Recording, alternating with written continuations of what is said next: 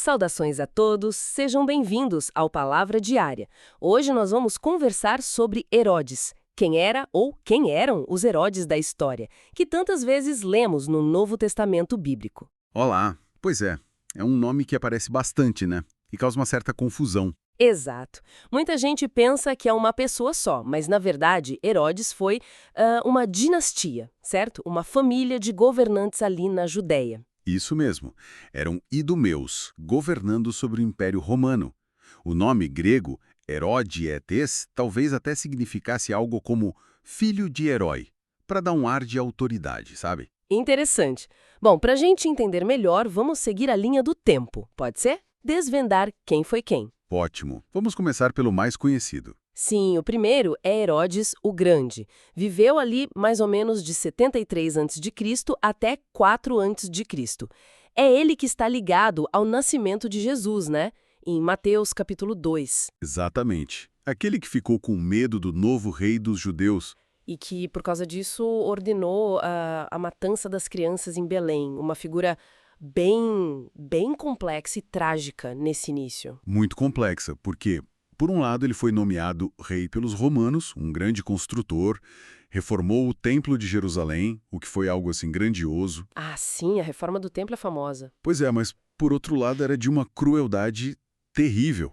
Chegou a matar a própria esposa, Mariamne, e 3 dos seus filhos por suspeita de traição, de conspiração. Nossa. Que coisa. E a morte dele também, dizem os relatos, foi horrível. Uma doença muito dolorosa, com febre, inchaço, é descrito de forma bem gráfica. Uma figura de extremos, realmente. Com certeza. Bom, depois da morte dele o reino foi dividido, né? E aí entra um filho, Herodes Arquelau, Isso, Arquelau.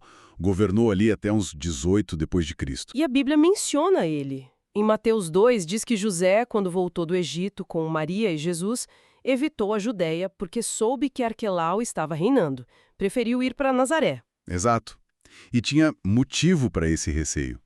Arquelau herdou o título de etnarca, que era tipo um governante regional da Judéia, Samaria e Idumeia. Mas ele seguiu os passos do pai na crueldade. Ah, então ele também era impopular? Muito. Tão impopular e violento que os próprios judeus e samaritanos foram reclamar dele em Roma. E o imperador Augusto acabou depondo ele e o exilando lá na Gália. Entendi. Então, tivemos o Grande, depois Arquelau, e tem outro filho importante, né? O Herodes Antipas. Sim, Antipas. Esse talvez seja o Herodes que mais interagiu com Jesus e João Batista durante o ministério deles. Governou até depois de 39 DC. É ele que mandou prender e depois matar João Batista, certo? Por causa daquela dança de Salomé.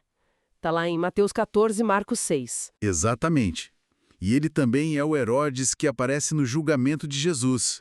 Lembra em Lucas 23, quando Pilatos manda Jesus para ele? Lembro, mas Antipas não quis se envolver muito. Só zombou de Jesus e mandou de volta para Pilatos. Isso. Ele era tetrarca, governava uma parte do reino do Pai, a Galileia e a Pérea. O problema com João Batista começou porque João o criticava publicamente pelo casamento com Herodias. Ah, Herodes. A esposa do irmão dele, né? Isso, do meio-irmão, Filipe. Era um escândalo na época, e João não se calou. E, olha só, Antipas também acabou exilado no final. Ironia do destino. Falando nesse meio-irmão, o Herodes Filipe, às vezes chamado de Herodes II, ele tem alguma relevância bíblica, além de ter sido o primeiro marido de Herodias? Olha, muito pouca. Esse Filipe, filho do grande com outra esposa, não teve grande poder político. Morreu de causas naturais. É fácil confundir ele com outro meio-irmão, também Filipe, que foi tetrarca de outra região. É, essa família complica com os nomes. Realmente. Bom, pulando uma geração, chegamos a um neto de Herodes o Grande. Herodes Agripa I. Reinou até 44 depois de Cristo. Agripa I. Esse aparece bastante no livro de Atos dos Apóstolos. Sim, foi ele quem começou a perseguir a igreja primitiva. Mandou matar o apóstolo Tiago, irmão de João. Exato. E prendeu Pedro também, que depois foi libertado de forma milagrosa, como Atos 12 narra. É uma história impressionante. E o curioso é que Agripa I era até popular com parte dos judeus porque ele fazia um esforço para respeitar as tradições judaicas, diferente de outros Herodes. Mas o fim dele foi bem marcante, né? Como Atos descreve. Sim, muito. Durante um evento lá em Cesareia, o povo começou a aclamá-lo como se fosse um deus. E como ele não deu glória a Deus, o relato bíblico diz que um anjo o feriu e ele morreu comido por vermes. Um fim terrível, interpretado como juízo divino. Que relato forte. E para fechar a dinastia, temos o filho dele, Herodes Agripa II. O último da linhagem principal. Viveu até o finalzinho do primeiro século. E ele também tem um encontro importante no Novo Testamento, com o apóstolo Paulo, lá em Atos 25 e 26. Paulo faz sua defesa diante dele e da irmã, Berenice. É nesse encontro que Agripa II diz aquela frase famosa para Paulo: "Por pouco me persuades a me fazer cristão." Chegou perto, mas não se converteu. Quase, né? Quase. O poder de Agripa II já era bem mais limitado, sempre com Roma de olho. Ele até apoiou Roma na guerra contra os judeus, o que não o tornou nada popular entre seu povo. E com a morte dele, a dinastia acabou. Basicamente, sim. Ele morreu sem deixar herdeiros, e aí a dinastia herodiana, essa família que de um jeito ou de outro esteve tão presente nos momentos cruciais do nascimento do cristianismo, some da história. Uau! Então fica claro que quando a gente lê Herodes na Bíblia, precisa ter esse cuidado, né? Ver de qual deles se trata. Exatamente.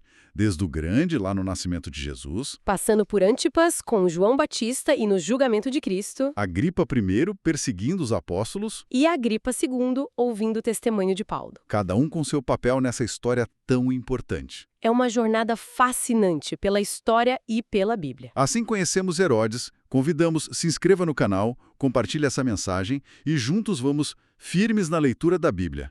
Deus abençoe grandemente a todos.